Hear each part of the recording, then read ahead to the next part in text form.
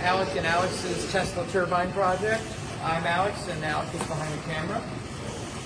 So this is our project. I'm going to give you a little brief walkthrough of it. So here's the Tesla turbine. Right here we have air coming into it through the control valve. We have the regulator set. So the RPM is currently picked up off of this little sensor right here. The sensor is wired into the Arduino control board. The Arduino sends information into the PLC through the wiring we have done, and it will give the output of the RPM. And through the PLC programming, the RPM, it will regulate it, try to keep it at a constant RPM. So from the Arduino to the PLC, then we have the valve controller, which is wired to the valve, and that is what actually controls the air going into the turbine to try to regulate the RPM. Currently, we are setting at about 5,000 RPM, which is we found is a very stable time for us. We're running at about 50 psi. With the current set point, we're running at about 25, and we're overshooting, undershooting in a very acceptable way. The closest we could get without going too in depth.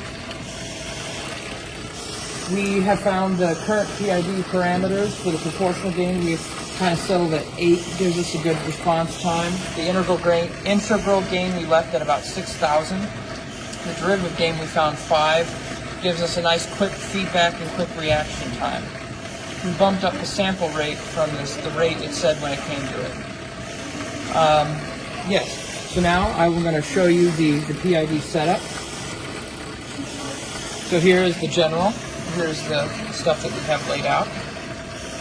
So here we're going to go to the set point, and the set point we have the upper. We don't have anything quick, but as you can see, the set point is 8 because that is what we have it.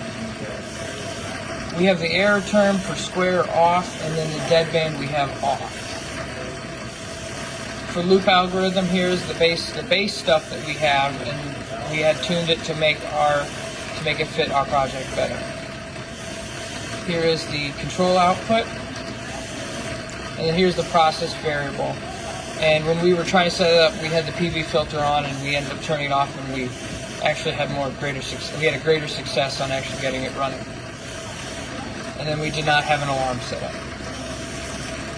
So we're going to go back. Here's kind of our setup on our program, our outputs and inputs. So we're going to go back to here. We're going to have this kind of slide out a little bit, and then we're going to be doing a brake demo. So we're going to be over here, and it's kind of fluctuating. We're going to bring up the RPM.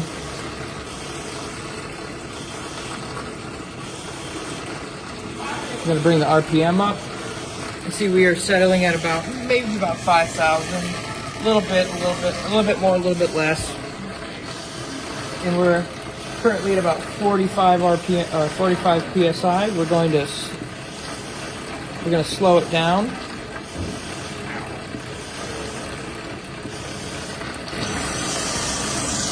We're going to slow it down. See, we're dropping down to about 2,900. And see, as we're shooting back up, we get a nice drop down here, and as it's working its way back up, you can see the RPMs climbing currently over here. They're back into about 5,000. We're kind of leveling out. We're overshooting and undershooting again. Getting a nice tight grouping. Yeah, so overall, this is our project. We put a lot of time into it. I think we did a rather good job on getting it set up.